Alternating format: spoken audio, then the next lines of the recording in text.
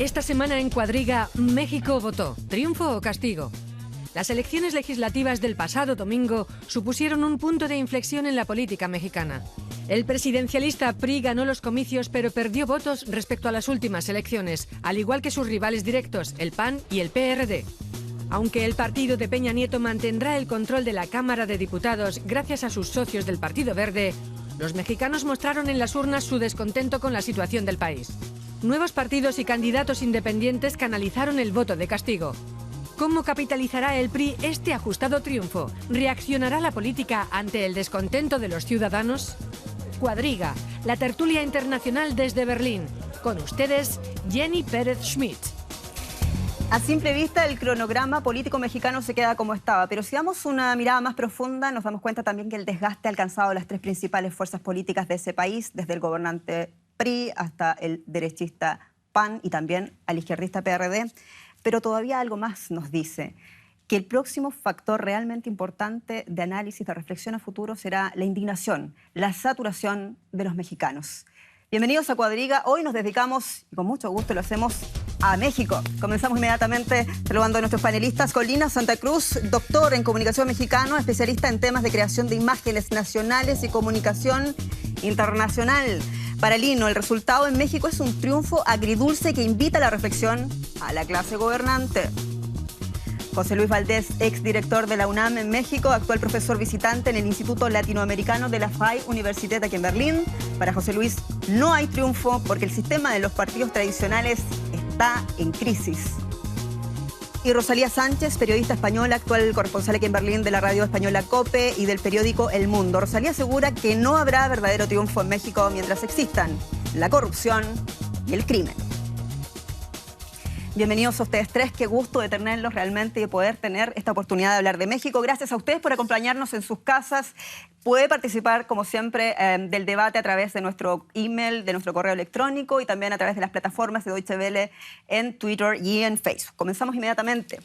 Lino, tú hablas de un triunfo agridulce, pero ¿por qué de un triunfo después de todos cuando sabemos que el PRI ha cosechado sus peores resultados desde el año 2006, incluso cuando fue relegado a un tercer puesto en aquel entonces? Bueno, es una cuestión retórica porque si vemos los números en blanco y negro, evidentemente triunfó la bancada del PRI, va a ser la mayoritaria, seguida por el PAN y por el PRD, lo cual significa que no cambió en gran medida la composición del Congreso y eso hace que haya muchas voces que digan, bueno, los partidos en el gobierno triunfaron porque tienen muy buenos resultados. Sin embargo, como habíamos comentado, es importante ver lo que hay entre líneas porque es, sí, oficialmente en blanco y negro un triunfo de los tres partidos que están gobernando mayoritariamente al país, pero hay muchos bemoles que hay que analizar. Y perdón, y entre esas entrelíneas hay también acusaciones, denuncias de cohecho, de fraude electoral. ¿Hay suficiente confianza en los resultados de México? ¿Debería haberlo, profesor? Bueno, sí lo hay porque el INE aparentemente controló la elección en una situación anómala, difícil, de violencia, de secuestro de casillas y de inestabilidad, al mismo tiempo de crimen organizado que potencialmente querría boicotear el proceso. Pero esto del control de las elecciones y del derecho al voto transparente es algo que ya está más o menos resuelto en México. Lo que no está resuelto es qué está detrás del voto. Normalmente todavía se sigue comprando el voto, se sigue comprando por partidos tradicionales que son además hijos o sobrinos o ahijados del sistema autoritario mexicano. Y esto incluye a las tres fuerzas mayoritarias y desde luego incluye a otros partidos importantes como los que emergieron como fuerzas hoy día relevantes, pero el respeto al voto y el respeto a la transparencia me parece que es una cosa en la que no tenemos mucho que quejarnos por ahora. Es mayoritario, solamente consignar de que ha sido la Autoridad Nacional Mexicana, Electoral Mexicana, corrijo, que ha ordenado un reescrutinio del 59% de los votos en 17 distritos, precisamente respondiendo a esos resultados ajustados que ha habido en muchos de los distritos mexicanos. ¿Qué opinamos del papel de la campaña que hizo el partido Los Verdes en México? ¿Qué te parece a ti?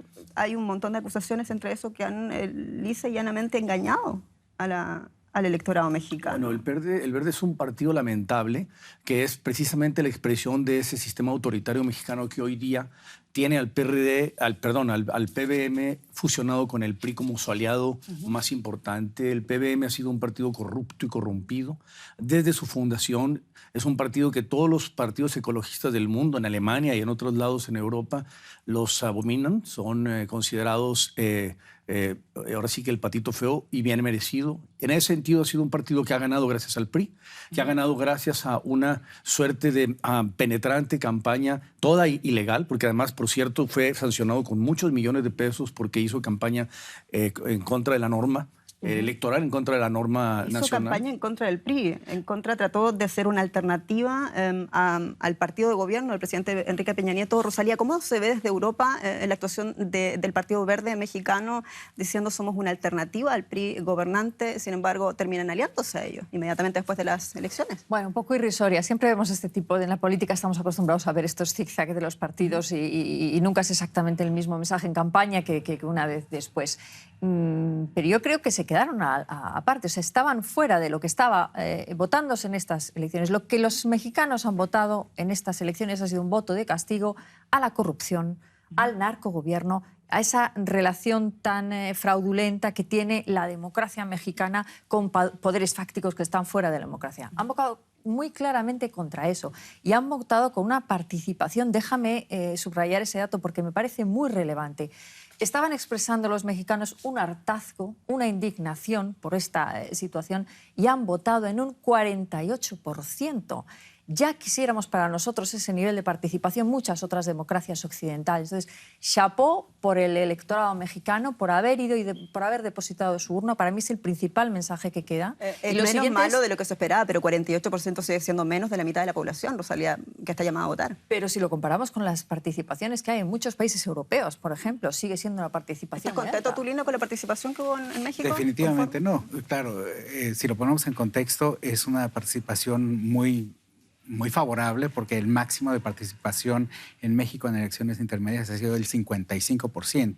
Entonces, es bastante aceptable en esos términos, pero si queremos realmente que haya una voz todavía más plural de la que estamos viendo ahora, necesitamos que los niveles de participación, cuanto más cerca del 100% sean, es mejor. Pero esto es en un contexto de violencia, de amenazas, de... Así es. Creo que es muy destacable y que ha sido una concreta campaña llamada al voto nulo que al parecer no surtió el efecto que esperaba. De hecho, el presidente aparece el otro día muy feliz diciendo gracias, triunfó la democracia. Pero el presidente puede estar realmente feliz de esta votación. Y no lo digo ya como el jefe de Estado, lo digo como la cara más visible de un partido en crisis. No, Peña Nieto ha recibido un toque de atención bastante claro. Es cierto que tiene un 30% de votos, que sigue siendo el partido más votado. Pero Lino dice Lino, bueno, pero si mantiene en pie, ¿no podría tomar de alguna manera el presidente decir, bueno, no está tan malo el rumbo que hemos emprendido después de todo si seguimos siendo la primera fuerza política del país? Podría hacer esa lectura con los datos en la mano. Si coges esa votación que tiene, puede hacer esa lectura. Pero creo que estaría cometiendo un error si en esos mismos datos no es capaz de leer el toque de atención que están dando los mexicanos y la serie de líneas que están marcando los mexicanos que dicen no, por ahí no queremos seguir. Yo creo que es muy importante tomar en cuenta que la fiesta es por la democracia.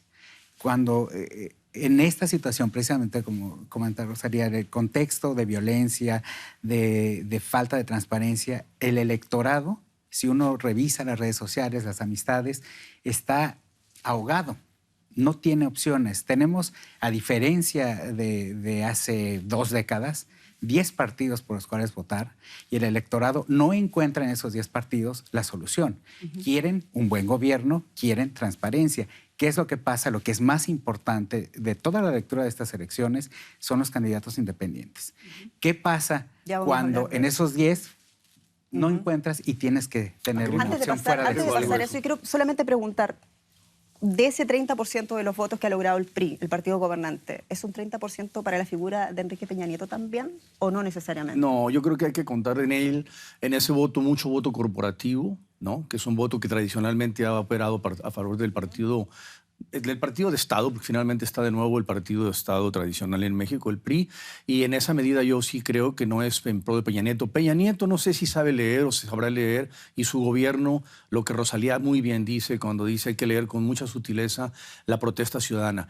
El gran problema de México es que estamos inundados de propuestas de candidatos que ni siquiera conocemos y a los cuales no les podemos rendir cuenta que los votamos. Y eso es un grave problema del sistema de partidos. Entonces yo diría, fue acuciosa la votación, fue importante a pesar de las condiciones, muy a pesar de la situación que ha generado el gobierno de Peña Nieto con todos los grandes problemas de corrupción y de falta de transparencia y de conflicto de intereses desde la Casa Blanca hasta ahora, hasta desde luego la violencia, por supuesto, y el chantaje de la gente. Entonces, yo diría, la gente en México sigue atrapada por un sistema de partidos no representativo, no transparente, no propositivo en términos de propuestas innovadoras en política, en cultura, en sociedad, en democracia, en libertad. Pero la gente vota porque en ese sentido sí, a pesar de que el voto no es obligatorio, lo considera un deber cívico y me parece que ha dado un ejemplo de madurez. El pueblo de México, al ir a votar como votó, muy a pesar de la clase política y del sistema de partidos y todas estas circunstancias anómalas que he descrito acá y que están a la vista de todos. Y en justicia yo creo que hay que reconocerle a Peña Prieto, y se lo han reconocido los mexicanos, un programa de reformas que ha puesto en marcha y que, bueno, mayoritariamente ha obtenido un respaldo. Esto es un hecho y es un hecho muy importante. El problema es que debido a esa indignación que viene por otro lado, no viene por su política y sus reformas, ese descontento viene por otro lado, pues vamos a ver qué pasa ahora en la segunda parte de la legislatura. Ha perdido quizá el impulso que necesitaría para consolidar esas reformas, para que la economía mexicana realmente diese ese estirón que está necesitando, y en ese sentido se queda un poco más constreñido, ¿no? No va a necesitar pactar. Cuando se pacta en democracia es así. Va a ser una legislatura muy fragmentada. El aliado con el cual va a obtener la mayoría absoluta para lanzar las leyes va a ser el Partido Verde, pero al mismo tiempo vamos a tener muchos partidos pequeños o medianos. Alianza Nacional también, ¿no? El Partido Acción Nacional y el PRD mismo y Morena, que van a estar en inconformidad. Vamos a ver cómo se arman. Va a ser una legislatura muy difícil para los consensos, para el presidente que llega desgastado a este trienio que le falta. Ya está en su tramo final. Está en un tramo, no puede ir a la reelección. Se adelanta el tramo final en realidad, porque todos estos escándalos conocidos por todos han minado muchísimo la credibilidad de la gente en el sistema y la credibilidad de la gente en el propio gobierno. Y eso yo creo que habla mucho de los resultados. Sí, por eso era tan importante lo que yo les decía también, que rumbo podría emprender el presidente con este resultado. O sea, si seguir insistiendo en la misma fórmula o si de alguna manera decir, es bueno, me queda en este último tiempo, vamos a hacer un cambio de verdad. Estamos hablando de las elecciones mexicanas que ocurrieron este domingo, que han planteado también una realidad nueva, una realidad también de partidos tradicionales en crisis. Y uno de los grandes ganadores de esta jornada han sido las candidaturas independientes. Hablamos concretamente de 3 y una que ha llamado especialmente la atención, la de Jaime Rodríguez Calderón, que es el representante del gobernador de Jalisco, el segundo estado más rico de México. Corrijo, es de Nuevo León, no es de Jalisco. El de Jalisco es otro independiente del que vamos también a hablar a continuación. Bueno, vamos a ver la historia y lo comentamos a continuación. Jaime Rodríguez Calderón, el Bronco, hizo historia el domingo al convertirse en el primer candidato independiente en ganar unas elecciones en México. Será el próximo gobernador de Nuevo León, uno de los estados más ricos del país, pero también uno de los más azotados por la violencia del narco. Durante la campaña, Rodríguez se esforzó por exhibir una imagen alejada del político común. Se mostró más cercano a la ciudadanía y se comprometió contra la imperante corrupción. Tras su victoria dijo que los partidos tendrán que reformarse. ¿Es el Bronco el estandarte de la nueva política en México? Eso no es el estandarte, eso no el catalizador de ese malestar de los votantes en México. Es un símbolo regional que en este momento expresa este descontento más allá de los partidos, que el pueblo de Nuevo León, en este caso, expresa a través del voto por un independiente expriista, que a su vez es un hombre rico que tuvo suficiente dinero, 40 millones. 33 años militando en el PRI, hay que decir. 3 años, poco. 33. Perdón, 33 en efecto, mucho. Pero al mismo tiempo también una decisión muy inteligente en un momento en el cual Nuevo León tiene ciertos problemas con su clase. Pero además, déjame decir algo sobre los independientes. Hay 2 factores que van a hacer a los independientes de aquí al 18 posibles, incluso para la presidencia. 1, un descontento generalizado más grande que el que ya tenemos, y financiamiento suficiente para poder hacer una campaña nacional. Si regresamos al 2000, hay que decir que Fox representó, catalizó mucho esa inconformidad de la gente, no como candidato independiente, sino como candidato panista aliado, por cierto, en aquel entonces con el Verde, y después casi repudiado por la establishment panista y se convirtió en un candidato que podría haber sido independiente. Obtuvo una de las victorias más importantes en la historia de México, que desperdició al no haber llevado a cabo una reforma estructural. Pero volviendo a Bronco, ¿tenía suficiente dinero para obtener este resultado? Bueno, tenía mucho dinero de los empresarios descontentos con el gobierno de Nuevo León, que no han favorecido sus ideas y propuestas. Fue dura esa derrota para el PRI ahí, ¿no? Sin bueno, duda. 40 millones de pesos es mucho dinero para Estamos hablando de Monterrey, ¿no? Donde están todas las empresas mexicanas. De la industria del Estado por excelencia industrial. Él decía, ¿no? El profesor decía, José Luis decía, se retiró oportunamente del PRI, tras militar 33 años, Bronco, en este partido que es el actual partido de gobierno, lo recordamos, se retiró oportunamente o oportunísticamente se retiró. ¿Por qué? Porque lo hace en noviembre del año pasado, justo después cuando el gobierno tiene que sortear esta tremenda crisis por Iguala. Bueno, yo creo que realmente en este momento eso ya no tiene importancia. ¿Por qué? Porque lo que él está representando es un parteaguas en la política mexicana. Si un candidato independiente llegó en las intermedias a gobernador de un estado tan poderoso en México como es Nuevo León, tan significativo, cualquier otro candidato puede llegar a la presidencia. Entonces, hay 3 años en donde nos podemos dejar sorprender porque realmente hay una enorme cantidad de cambios, hay una enorme cantidad de matices en la elección, todos regionales. 2 cosas que considero que son importantes con este nuevo gobernador de Nuevo León, con el señor Rodríguez Calderón, es cómo va a operar, cómo opera un gobernador independiente en una estructura tan anquilosada. Sin duda, porque él va a tener en el Congreso, hay que decir, cuando él tenga que gobernar, él va a tener a sus diputados, van a ser prácticamente del PAN y del PRI, ¿no? Exactamente. Quiero leer un Twitter, están llegando un montón de Twitter a través de la plataforma web. Muchas gracias a todo esto por estar siguiéndonos. José Luis Pacheco del Distrito Federal dice, necesitamos más broncos para demostrarle a los corruptos, dice José Luis, que no los queremos más. Es parte también de lo que estamos viendo con Bronco, ¿no? Otra cuestión importante es que él ha dicho en sus primeras entrevistas que se va a centrar en lo que pasa de Nuevo León hacia adentro. ¿Qué quiere decir? Que está retomando una idea mucho más local para tal vez, podemos verlo así, empezar a limpiar los estados uno por uno para lograr un cambio a nivel federal. ¿Cómo lo va a hacer? Lo pregunto porque él tiene una fama de ejecutivo, eso también lo destacaba la prensa europea ampliamente, un papel de llevarse muy bien con las empresas y sobre todo también de limpiar eso que dice Lino, ¿no? En la próxima legislatura, ¿es eso también lo que se quiere de pronto de los políticos de la democracia moderna? Vamos a ver. Gestores. Soy un poco pesimista en este sentido. Quizá la realidad después me acabe sorprendiéndome, ojalá, pero soy un poco pesimista. Estos políticos independientes no son un fenómeno exclusivo de la democracia mexicana, los estamos viendo en muchas otras democracias occidentales. Capitalizan un descontento real y palpable que hay, y ellos, digamos que se benefician de esto, y lo que no sabemos todavía es cuál es la segunda parte. Es decir, ellos, claro, están al margen del desgaste de los grandes partidos porque todavía no han estado gobernando, pero en cuanto empiecen a gobernar, realmente quien nos escribía este tuit cree que estos candidatos independientes, igual Bronco que el resto, pueden mantenerse absolutamente al margen de la corrupción en México. Creen que van a poder sacar a la economía mexicana del hoyo.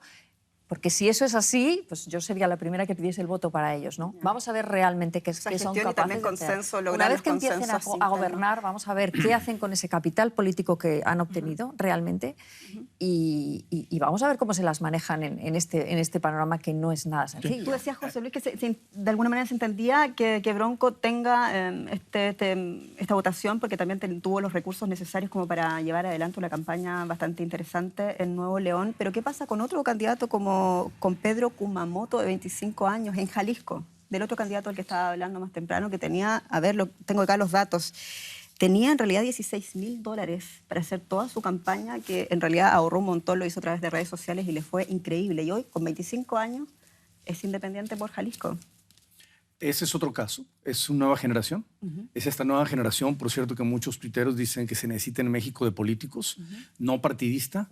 O sea, pareciera que el joven, el no partidista, un elemento nuevo que emerge en la política y fresco, es más creíble que una institución completa. Y esto me parece que es muy importante decirlo porque ahorita estamos en México entre los apocalípticos y los triunfalistas, ¿no? Estos triunfalistas, en el caso del Bronco, van a ser efectivos en la medida en que den resultados en los próximos 3 años. Si el Bronco no tiene capacidad para dar resultados, entonces vamos a ver que se desinfla una candidatura independiente. Este chico llega a la Diputación, va a ser importante porque yo creo que te representa a un sector. Los jóvenes están muy conformes en términos de la falta de empleo, en términos de lo que les espera, cuál es su futuro generacional. En México yo creo que en efecto el futuro es de esta generación, como él, que vienen adelante. Y si hubiera más independientes con esas características, creo yo que podría haber mucha más posibilidad de poder estar tranquilos con un candidato que no esté, digamos, tan contaminado o tan señalado por otros. Habrá que ver qué le sacan al Bronco ahora que ganó. Desde otros países se preguntan también cómo es posible a que llegue el hartazgo de los mexicanos que le dan el voto con papel en blanco, con cheque en blanco a un muchacho de 25 años que va con muy buenas intenciones, hace una excelente campaña que es de puerta a puerta, lo hace con mucho esfuerzo, pero que no tiene experiencia alguna. Eso también es la experiencia precisamente lo que aleja a los mexicanos de su clase política, esa experiencia asociada a cosas tan letales como la corrupción, el narcotráfico. Yo creo que es muy importante la generación joven en México. No están acostumbrados a votar por los partidos tradicionales. Entonces, muchos de los jóvenes en México están buscando otras opciones porque creen, en términos generales, que los partidos tradicionales son más de lo mismo. Y ellos quieren ver qué otras opciones hay. Si nos fijamos en los pequeños partidos, han subido mucho su porcentaje de votación. Y lo que es importante con este chico diputado en Zapopan, Jalisco, es que se va a confrontar con una realidad. Ese es un poco el tema de los candidatos independientes y de todos aquellos políticos que no tienen esa experiencia política, porque se deduce que algo muy necesario es la formación de políticos, de líderes políticos en México, que creo que lo hemos descuidado mucho. Sin embargo, Lino, María nos escribe desde Jalisco precisamente y dice que Kumamoto es la prueba de que jugando limpio se puede. Dice, queremos una nueva generación de políticos. Yo estoy de acuerdo con eso. Creo que ese es un reflejo muy claro y nosotros escépticamente decimos, bueno, no tienen experiencia, pero para tener una experiencia nefasta, mejor no tenerla. Que no está vista como una experiencia positiva, creo que es bueno. Rosalía, tú ves, observa este síntoma también, se observa en la sociedad española de alguna manera, ¿no? Exactamente, es lo que decía, si es que se ve en muchas otras democracias, en otros muchos sistemas políticos, y además es que es muy evidente, no merece la pena ni discutirlo. La necesidad de aire fresco en estos sistemas políticos sería absurdo negarlo.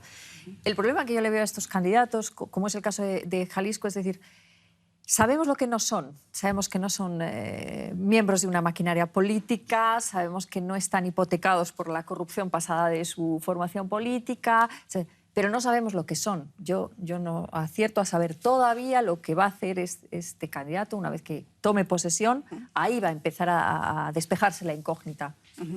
Bueno, y estos dos candidatos especialmente han logrado captar ese voto de castigo diciendo vamos a luchar contra la corrupción. Y no ha sido el único, también porque fue la consigna que utilizó otro hombre que ustedes conocen muy bien, un político veterano que usted también conoce seguramente en su casa, lo vio alguna vez protestar durante semanas en la Plaza del Zócalo en el Distrito Federal. Hablamos de Andrés Manuel López Obrador, AMLO, por como es conocido en México. Él promete, bueno, reformar la izquierda mexicana. Es la figura más reconocida de la izquierda mexicana. Andrés Manuel López Obrador, líder del partido Morena, fue uno de los protagonistas de la jornada electoral. Con apenas un año como partido, el movimiento Regeneración Nacional obtuvo casi un 9% de los votos y terminó con la hegemonía del PRD en el Distrito Federal. Desde que rompió con el PRD, Obrador ha reivindicado a su nuevo partido como única esperanza de renovación de la política mexicana. Obrador ya fue candidato de la izquierda a las presidenciales de 2006 y 2012 y estuvo a punto de ganar. Ahora, a sus 61 años, prepara su tercer asalto en las elecciones de 2018. Hablamos ahora de la fractura de la izquierda. El Lino Santa Cruz, ¿te sorprende que hoy sea López Obrador de nuevo una carta presidencial de cara al 2018? No me sorprende porque es un político muy reconocido. Decía en informe que era el más reconocido. Bueno, Cuauhtémoc Cárdenas también es muy reconocido. No le pondría yo la etiqueta, pero sí, efectivamente es un señor que ha demostrado que quiere llegar a la presidencia del país. Tal vez tiene demasiadas ganas, porque sería el tercer intento. La tercera es la vencida, ya lo dijo ahora que terminó. Y creo que sí es presidenciable, pero no sé si logre ganar, porque algunas personas en el electorado sienten que se ha desgastado en su afán por llegar a la presidencia. Y bueno, lo pasó en el 2012, que después de tener 71 años al PRI en el poder, 12 años al PAN en el poder, el pueblo quería un cambio y le hubiera correspondido al PRD por varias razones. El partido de izquierda, ¿no? Sí. Lo que sucede ahí es que al querer protagonizar esta lucha y ser el presidente, creó una decisión interna en el partido en 2012 que se está reflejando claramente hoy. 2006. 2006 y 2012. Bueno, él juega mucho ese antagonismo, ¿no? De hecho, él dice... Que cuando Ebrard era jefe de gobierno del Distrito Federal y que era el candidato natural para las presidenciales. Yo quiero hacer una acotación, perdón. Hay tres cosas que hay que decir sobre Morena y sobre el partido de la izquierda.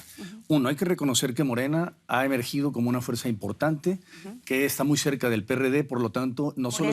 Perdón, José Luis, Morena, solamente para contextualizar a nuestro público, el Movimiento de Renovación Nacional, el partido de López con Obrador. el que, claro, nuevamente llega a este punto López Obrador. Es decir, López Obrador encabezando el partido que él funda, provoca una decisión en la izquierda, prácticamente se roba todas las bases y los cuadros dirigentes del PRD, es un decir, se roba, las absorbe y casi iguala la votación a la del PRD. Eso es muy importante en términos del futuro de la izquierda. Dos, y hay que reconocerle a la pujanza de López Obrador ese hecho. Es un señor persistente. Dos, no veo a López Obrador obteniendo 30% de la votación nacional en 2018. ¿Ni con el PRD tampoco? Sí lo veo. ¿Si hay una posible unidad de la izquierda? Tampoco. Sí lo veo candidateándose, desde luego, como lo ha hecho en estas últimas 3 ocasiones, pero no lo veo presidenciable en términos reales. ¿Pero por qué no? Y tercero, por lo que voy a decir ahorita, tercero, el López Obrador, así como Cuauhtémoc Cárdenas, representan al antiguo político mexicano con una mentalidad arcaica, nacionalista tradicional e incluso reaccionaria con respecto a muchos temas fundamentales que tienen que ver con las reformas del país, que tienen que ver con la integración económica, que tiene que ver con el energético usado, en el caso del petróleo, de una manera distinta y no ser considerado como el oro negro, como digamos algo intocable, ¿verdad? Como Cuauhtémoc Cárdenas lo plantea. ¿México no está para eso? México ya estaría para las reformas que está proponiendo Peña Nieto y la gente ya está planteándose en la reforma financiera, en la educativa y en esto, una transformación del país que mude de este liderazgo de las izquierdas tradicional a otro liderazgo más imaginativo. Pero José Luis Morena es uno de los grandes ganadores de esta jornada, sin embargo, en tan solo de haber sido fundado un año tenemos los resultados que tenemos. 8%, de hecho, sí. 8% y el trasvasijo de la izquierda. Pero igual que los independientes PRD. tendrán que demostrar dentro de 3 años que Morena fue efectiva en su ejercicio tanto en la Cámara como en la Asamblea Legislativa de la Ciudad de México, donde tendrá mayoría López Obrador. ¿Y tú crees que ahí no va a funcionar? Yo pienso que están a prueba igual que el Bronco. Morena está a prueba. Ahora, yo le auguro un crecimiento, en efecto, pero no lo veo con la capacidad de tener el 30% de la votación nacional, que sería el resultado que necesitaría para ganar una elección nacional, o el 25 o el 24.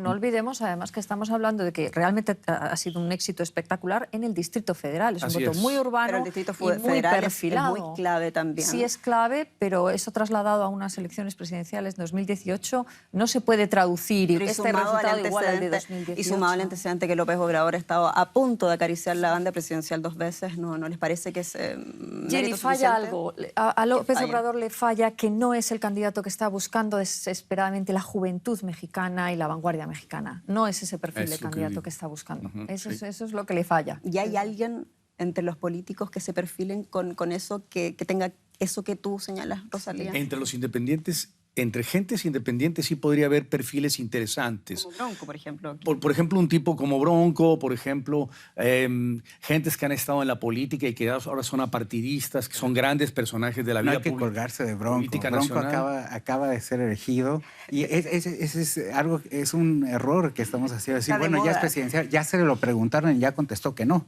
Que él va a ver por Nuevo León durante los próximos 6 años, no puede ser presidenciable. El problema es que yo creo que no existe, repito, liderazgos políticos en México. No hay una figura destacada donde uno diga, algo que alguien me comentó, uno no se identifica Con ello. con ninguno de los partidos. Pero ¿por qué la izquierda? Y nos quedamos en el tema de la izquierda. ¿Por qué la izquierda no logra unirse y potenciar una candidatura, sea en pos de López Obrador o de algún otro señor? Bueno, es que la baza que ha jugado López Obrador es un arma de doble filo. Es decir, ese mensaje de yo voy a reformar la izquierda tiene la contraparte de estoy dejando la izquierda más dividida que nunca. ¿Cuánto pesa todavía el tema del pacto con México que hizo el PRD con el PRI de Enrique Peña Nieto? ¿Cuánto pesa? En el López Obradorismo pesa. López Obrador y su gente están en contra del pacto, estuvieron en contra del pacto y pesa relativamente. Yo creo que pesó en la elección. Pero habrá que ver hasta dónde Morena necesita pactar. Yo te interrumpo cada rato, pero ¿qué es ese pacto para todos los que no son mexicanos y que quieren saber el de Pacto qué por se trata? México era una alianza entre los 3 partidos más importantes, el PRI, el PAN y el PRD, para lograr una serie de reformas de consenso que nos permitieran desde el Congreso poder tener un país distinto, un país que transformara sus estructuras políticas, económicas y lanzara hacia el futuro la estrategia de crecimiento sustentable, en medio ambiente y en otros ámbitos muy importantes. Eso era lo que el Pacto por México, ¿no? Ese pacto fue muy criticado en un país, además estamos en un país, Alemania, en donde los pactos están a la orden del día, ¿no? En España está habiendo pactos en todos lados en este momento, sobre todo en las autonomías y en el... Pero López Obrador partió utilizando un poco su voto también diciendo ustedes PRI, PAN son la mafia y ustedes otros del PRD son los traidores, y así también de alguna manera separando ese es un aguas, discurso ¿no? irreductible que normalmente cae mal a la gente. Por ejemplo, cuando López Obrador cree que hoy ganó, toma reforma durante 3 meses o más, ya no me acuerdo, y eso, 4 meses, y eso inconforma a muchos sectores, no solo a eso, sino a la gente. Quiebran los comercios en la calle de Reforma, que es una de las avenidas más importantes de la Ciudad de México. Lo toma prácticamente y esto genera un descontento con la gente. Ahí donde López Obrador baja muchísimo, se polariza el PRD y forma Morena. Entonces, si López Obrador tiene ese tipo de conductas mesiánicas, ese tipo de conductas irreductibles, va a ser muy difícil que se convierta en un líder creíble. Es creíble, desde luego, en este porcentaje de población. Es reconocible su esfuerzo, pero yo no sé si necesariamente si López Obrador pueda demostrar ser un demócrata el día de mañana cuando tome el poder. Es un discurso un poco trasnochado. México, estamos hablando de un país que tiene un PIB per cápita de $15.000 al año. Estamos hablando ya de una sociedad mucho más modernizada, donde ese tipo de mensaje ya no va a poder cuajar, al menos al nivel de una candidatura presidencial, por ejemplo. Yo creo que también tiene mucho que ver el hecho de que algunos analistas, sobre todo con motivo de las elecciones presidenciales, se cuestionaba mucho por qué seguía ganando el PRI. Y una de las razones que hay es que la sociedad mexicana puede considerarse como una sociedad conservadora, que le tiene miedo al cambio drástico, que eso, estamos viendo, empieza a cambiar. Pero aún así, hablando un poco de la elección de 2012, donde podría haber ganado el PRD después del PAN, con esta decisión y con esta actitud tan radical, mucha gente se espantó porque ya votar por la izquierda hubiera sido un cambio radical. ¿Todo esto ayuda de alguna manera a esa fotografía, a esa imagen que tú nos ilustras, lo que vemos en Oaxaca, las manifestaciones con los profesores, todavía estos algunos distritos en poder del narco, esta posibilidad de repente o imposibilidad de no poder ir a votar en algunos distritos, por ejemplo? Es la imagen de México hacia afuera también, y es eso lo que no quieren los mexicanos. Es eso lo que no quieren los mexicanos, y por eso está bien. Yo creo que es muy bueno que haya pluralidad en México, que haya una izquierda sólida, una derecha sólida, un centro sólido, pero el problema es que no los hay. El PAN acaba de registrar su peor resultado en los últimos 25 años. La izquierda está completamente dividida y eso los debilita para el 2018. Y el PRI, bueno, tenía 47% de intención de voto en noviembre de 2014, se calculaba en febrero 30, acabó con 29%. Entonces, todos se están perdiendo y creo que eso es lo que tenemos que ver, que no es, estaríamos felices con que cualquier partido de cualquier orientación gane, pero que el sistema se vuelva transparente, que haya un buen gobierno. Eso, repito, es lo más importante, lo que nos está diciendo la urna y que nos está diciendo también, queremos una solución pacífica y no queremos violencia y no queremos sangre. Lino, un ejemplo quizás de ese pragmatismo que quieren los mexicanos, como tú dices, a cuenta, quizás también lo que tú has ilustrado, José Luis, es ese voto que vemos en Guerrero, que después de todo, pese al escándalo y la responsabilidad política que se le asigna al partido gobernante, bueno, gana el PRI en México. Eso, claro, es algo que si no entiendes muy bien... Es difícil para cualquier persona que ve esto, pero ¿cómo es posible que gane el partido vamos de gobierno? a ver, la izquierda, el PRD gobernaba Guerrero cuando sucede el asunto de Ayotzinapa. Tanto en Iguala como en el Estado hay gobierno de izquierda que participan en una masacre de estudiantes de izquierda. Totalmente surrealista. Pero cuando uno lo ve desde el extranjero, que todo se ha centrado en el presidente, que es del PRI, dice, ¿cómo gana el PRI ahora? Entonces, el crimen fue de izquierda y izquierda tiene que pagar el costo político. ¿El gobierno no? Todos. Pero solo así se entiende que en Guerrero, en este momento, haya ganado el candidato del PRI.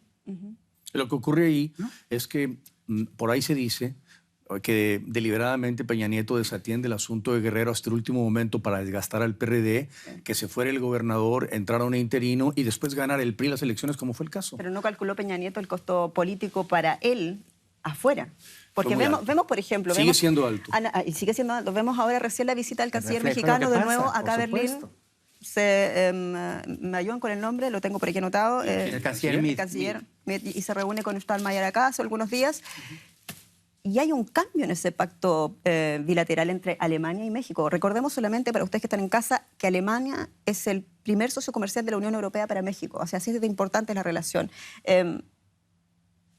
Enrique Peña Nieto ha doblado la mano en vista de ese costo político que le ha tocado pagar, sobre todo en el exterior, por la masacre de Iguala, por los escándalos de corrupción, por el tema de la Casa Blanca también, por ejemplo. ¿Tú relacionas que la nueva relación con Alemania o el reacercamiento tiene que ver con el desprestigio que Peña Nieto está teniendo? Y el tema de seguridad concretamente en Iguala. Cuando vemos, por ejemplo, y hay que consignar el dato, que las armas que vende Alemania en algún momento van a dar a la policía de Iguala.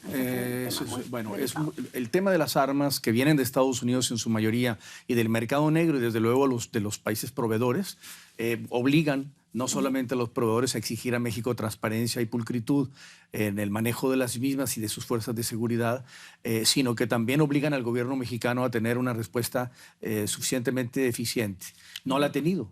Yo creo que hay una decepción muy grande en la Unión Europea con México por esa razón, en términos de seguridad. Todavía no hay un pronunciamiento definitivo al respecto. Bueno, pero las armas van a dar donde dan porque también salen de donde salen, ¿no? Eso también planteó un desafío para el gobierno alemán, sin duda también revisar. Sí, pero hay que decir, Jenny, que el porcentaje más alto de armas que llega a México viene del mercado estadounidense. O sea, prácticamente en un 80%. El resto viene de otros lados. Yo más bien creo que la Unión Europea está preocupada, más Alemania. Alemania tiene muchos intereses económicos.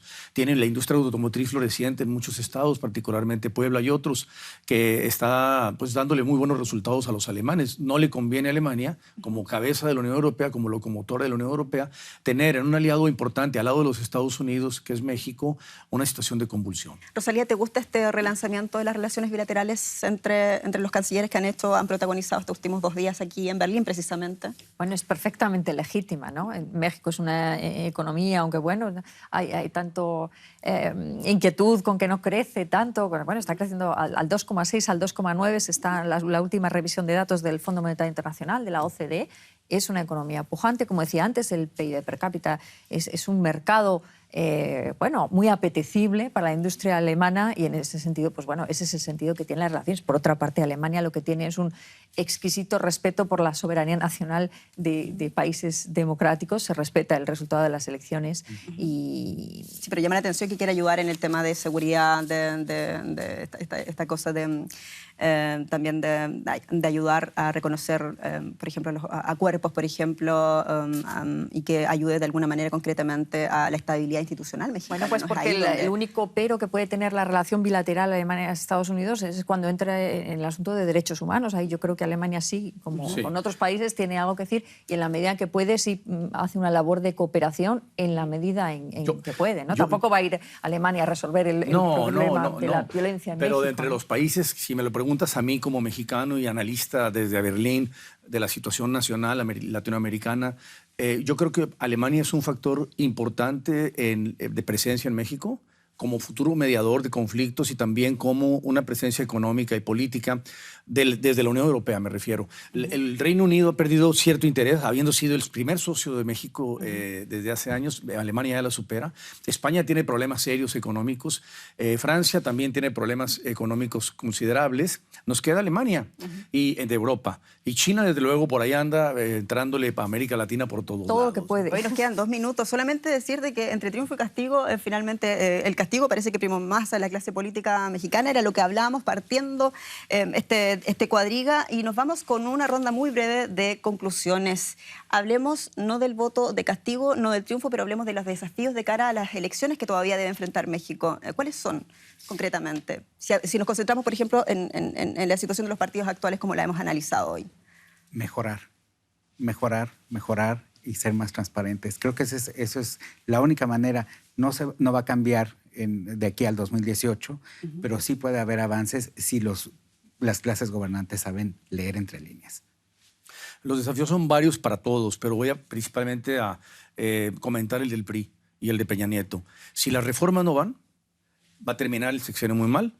Si no hay una negociación con la CENTE y la reforma educativa consolida el futuro de los próximos educandos de primaria, que es lamentable hoy en el presente, entonces yo creo que va a terminar muy mal el PRI, y ahí es probablemente que el PRI se pierda muchos votos con cara al público. Y desde luego el tema de la corrupción y la impunidad.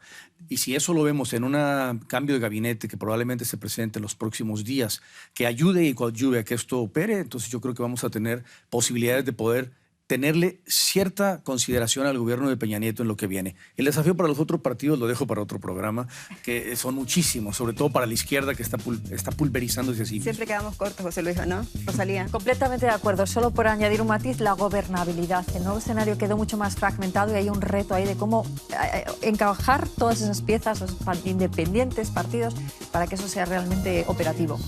Rosalía, Lino, muchas gracias. José Luis, ¿cómo nos gusta México? Con sus penas y con sus alegrías. Gracias a ustedes y felicidades. Hemos sido Cuadriga en esta edición. Muchas gracias por acompañarnos. Hasta pronto.